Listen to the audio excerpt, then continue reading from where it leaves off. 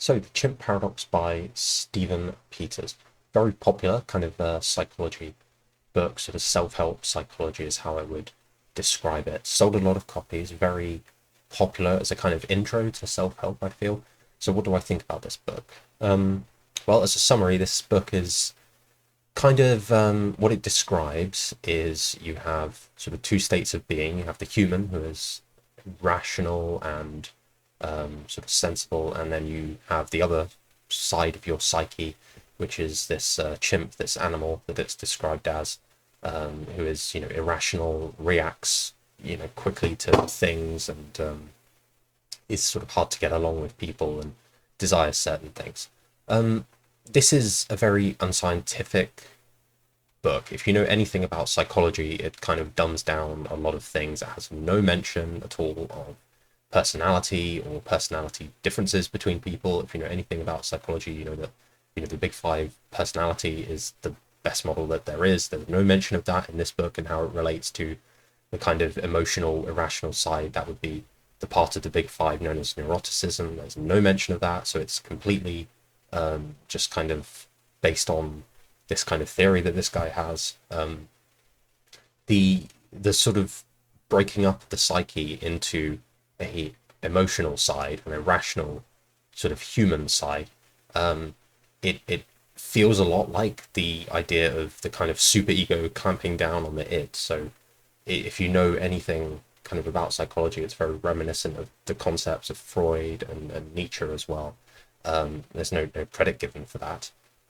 It's just kind of the theory that the person lays out. Actually, it's a very dumbed down book. The idea that the emotions are kind of irrational and unimportant and we should forget about them is kind of a theme that runs through the book.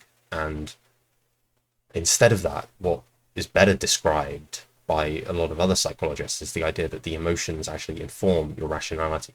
For starters, you can't be rational if you're if you're kind of hungry and stuff, and so the emotions are designed to indicate to you places in your life where you could be better, where you could improve things, and that's why you have an emotional reaction to them. That's why you're worried about them. Some people feel that worry more than others, but as I said, there's no mention of sort of why some people would be more anxious than others or have more sort of chimp-like behavior as it's described. It's just very sort of just brushed under the rug, all of it. So it just assumes all the emotions are irrational, and that's not true. The emotions should be integrated in with your rationality. They should inform your rationality, not just be stamped out and kind of eliminated, which is this kind of book's way of dealing with problems. It doesn't. It has some ways of dealing with problems. It talks about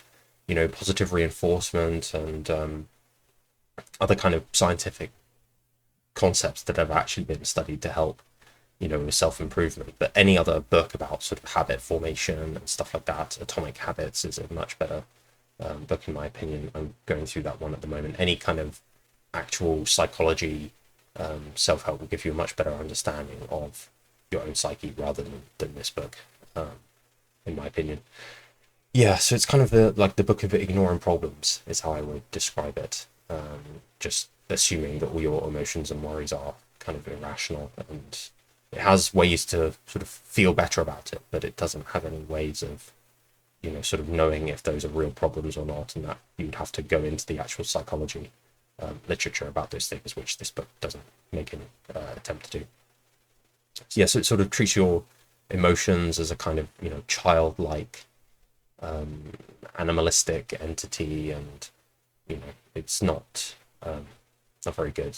It's lacking any kind of like scientific backing in those kind of assertions, which is not something we really want out of a book like that. I would say very dumbed down kind of psychology book. I would not recommend. It's quite hard to get through. Just not particularly interesting to me. I don't think you guys would probably like this book. But it's sold a lot of copies, and something's got to introduce people to kind of psychology and things. So If you enjoy it, fine, but I did not.